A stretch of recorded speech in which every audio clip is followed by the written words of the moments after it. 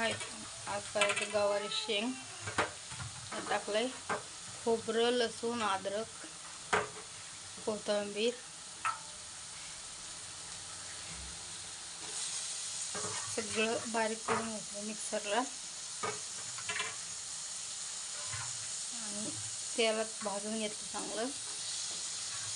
त्याच्यात टाकायचे मिरची पावडर, मसाला घरचा, हळद,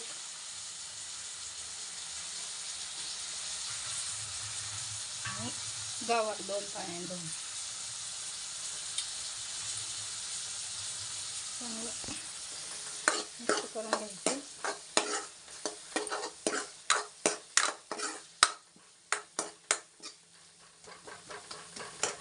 असं तळून द्यायचं मसाल्यात. थोडं पाणी टाकायचं, आंगरस्सा करायचा आणि तुम्हाला जेवढं पाहिजे तेवढं पाणी. किती जण खातात, आमच्या 2 जण आहे आम्ही.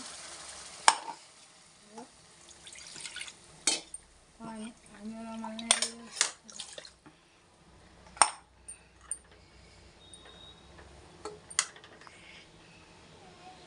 असं बनायचं. मीठ टाकायचं थोडं चवीनुसार. आपली भाजी तयार. बाय.